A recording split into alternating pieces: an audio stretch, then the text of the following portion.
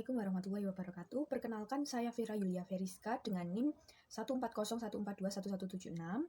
Pada video kali ini saya akan mempresentasikan materi tentang sistem gerak pada tumbuhan untuk memenuhi tugas pada mata kuliah konsep dasar IPA oleh guru pengampu Dr. Sri Sulistyorini MPD. Saya mulai. Yang pertama adalah sistem gerak pada tumbuhan. Nah, sistem gerak pada tumbuhan ini memiliki arti merupakan gerakan pada tumbuhan atau sistem perpindahan posisi tubuh tumbuhan yang dapat terjadi karena faktor-faktor tertentu, bisa karena dari dalam tumbuhan itu sendiri atau karena adanya faktor dari luar yang mempengaruhinya. Oke, masuk ke perbedaan atau klasifikasiannya berdasarkan penyebab timbulnya dan arah rangsangnya. Berdasarkan penyebab timbulnya ini ada gerak tumbuh dan turgor. Untuk berdasarkan arah rangsangnya ada gerak endonom dan etionom. Nah, berdasarkan penyebab timbulnya ada gerak tumbuh yang berarti gerak yang ditimbulkan oleh adanya pertumbuhan sehingga menimbulkan perubahan elastis atau irreversible. Nah, seperti contohnya misalnya semua tumbuhan pasti tumbuh.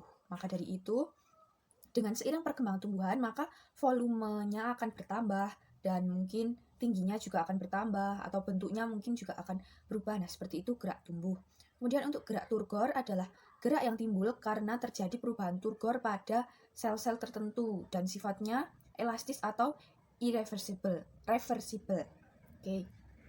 Kemudian gerak endonom. Berdasarkan arah rangsangnya ada gerak endonom yang merupakan gerak tumbuhan yang disebabkan oleh rangsangan atau faktor-faktor yang berasal dari tumbuhan itu sendiri. Gerak endonom disebut juga dengan gerak autonom. Nah, macam-macam gerak endonom ini juga ada nutasi dan ada higroskopis. Nutasi ini merupakan gerak spontan dari tumbuhan yang tidak disebabkan adanya rangsang dari luar. Jadi tumbuhan bergerak hanya secara spontan, tidak ada rangsangan dari luar, tidak ada sentuhan atau tidak ada cahaya. Untuk gerak higroskopis merupakan gerak bagian tumbuhan yang terjadi karena adanya perubahan kadar air pada tumbuhan secara terus-menerus. Nah, akibatnya kondisi ini menjadi sangat kering pada kulit buah atau kotak spora sehingga kulit biji atau kotak spora ini pecah.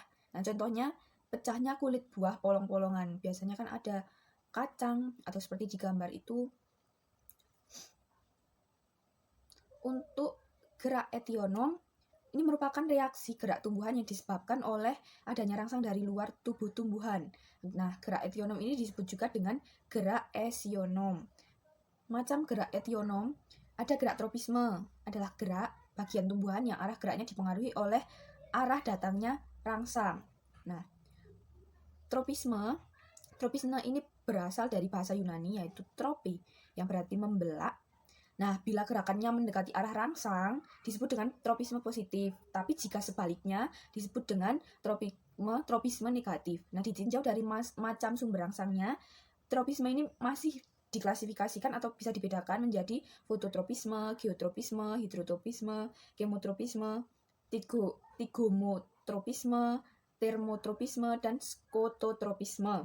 Nah, untuk gambar tersebut merupakan gambar contoh tumbuhan yang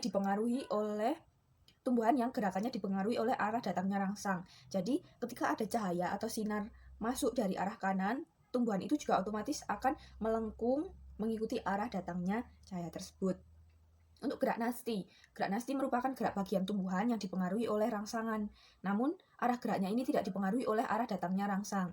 Nah, kata nasti berasal dari bahasa Yunani yaitu nastos yang berarti dipaksa mendekat. Oleh karena itu, arah gerak dan bagian tubuh tumbuhan yang melakukan gerak nasti ditentukan oleh tumbuhan itu sendiri. Nah, ini contohnya pada gambar ada putri malu ketika mungkin kita sentuh, baik itu sentuhnya dari pucuknya atau dari tengah atau dari bawah, tetapi pada akhirnya putri malu itu tetap akan menutup hanya pada satu arah, bukan pada arah datangnya rangsang.